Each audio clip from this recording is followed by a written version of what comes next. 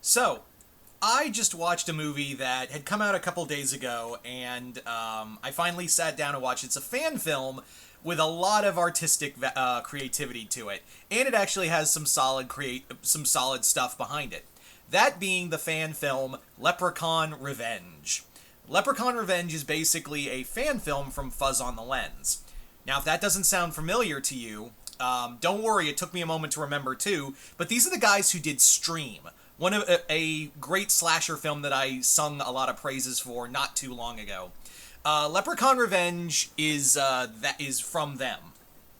And basically, they are doing Stream 2, which I loved Stream. It was just felt like the Expendables of horror movies, and I can only hope that they get, like, for Stream 2, Tobin Bell, Robert Englund, Ken Kersinger and Kane Hodder, Ted White. I think, yeah, Ted White's still alive. I think if I'm not mistaken, Ted White is still alive. I would love to have him here. Tyler Mane, Liz Shea, Barbara Crampton. Oh, she'd be great. Trying to remember who else. Trying to think of. Yeah, just there's so many people I would love to see in the sequel. Like, there is so many people I would love to see in Stream 2, and I don't know if this review is going to be seen by them, but I gave you a wish list. If I could see, like, at least two or three of those people, I'm sure you've made calls, guys. But getting back on topic to the fan film at hand. This fan film is only like 9.5 minutes long. You can go check it out. The other thing is too, this is from the producers of the Terrifier films. So if you're wondering, yes, it is gory. Now, because of its small runtime, there really isn't much story to it. There really isn't much of a major story to it. It's pretty simple. The character of Ozzy has returned, and he invites his niece into the house, and shenanigans ensue. So, yeah, this doesn't follow the continuity, obviously, of Leprechaun Returns, which I actually like. I really like Leprechaun Returns. I think it's probably the best of the Leprechaun sequels, right up there with, like, Leprechaun 3. But it's sometimes, like, I love the original film.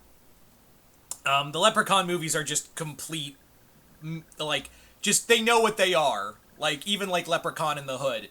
So, and also Leprechaun Returns was also directed by Steven Kostanski, who did, like, Psycho Gorman and The Void. And he's my top pick for a Friday the 13th movie. But yeah. So the film is pretty simplistic. It's basically the leprechaun gets into Ozzy's house and shenanigans ensue. I don't want to spoil too much, but there isn't really a lot to this movie because it's only 9.5 minutes. There's some great gore effects in here, and also, if I'm not mistaken, they got the actor who played. It's not Warwick Davis. The actor who played him in Leprechaun Returns. I think that's him. They just made him look more like the the original Leprechaun, the Warwick Davis design. Like, they didn't go with Leprechaun Returns design, where you had more like a big beard and things like that. They made him actually look like Davis's Leprechaun, which is fine. But I think that's the actor who played the Leprechaun from Returns. Yeah, this movie is just, it's a great little love letter, and it's a pretty simplistic film, and I'm shocked of, like, this came out at, like, 3 days ago, so, like, July 4th. Of all, like, isn't that just random? Like, you would think this movie would come out at, like, fucking, this movie would come out at, like, fucking, St. Patrick's Day, right? Not July 4th. It's almost like, I feel like this movie was really more along the lines to just be like, hey, after the fireworks are over, the next major holiday is Halloween. So maybe this is just their way of doing that. Of all the characters, though, right? We're doing the one that's centered around St. Patrick's Day. Yeah. There's some solid, like I said, the gore effects are really here. What do you expect? It's from the producers of Terrifier. And, I forget the actor's name, but the actor who plays Ozzy, he's great in here. You probably also remember from like Pee-wee's Big Adventure and things like that. He's done a lot of like character roles. Yeah, if you like, this isn't like a major review. In fact, this review's almost as long as the movie. But I would say check it out. If you are a fan of the Leprechaun franchise, go check out Leprechaun Revenge. It's a wonderfully gory film for the allotted time.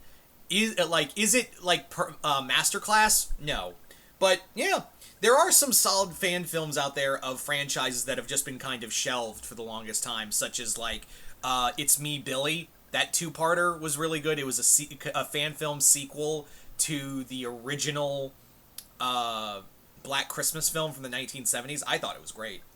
I think the first part, though, is stronger than the second, but that's just me. There's also like some other really solid films, fan films out there, like of course the Womp Stomp Jason films. But yeah, this is right up there with them. So if you love the Leprechaun movies, go check this out. I highly recommend it. And yeah, other than that, I hope y'all enjoyed this. I'm Mr. Multiverse. I'll see you next time in the Multiverse.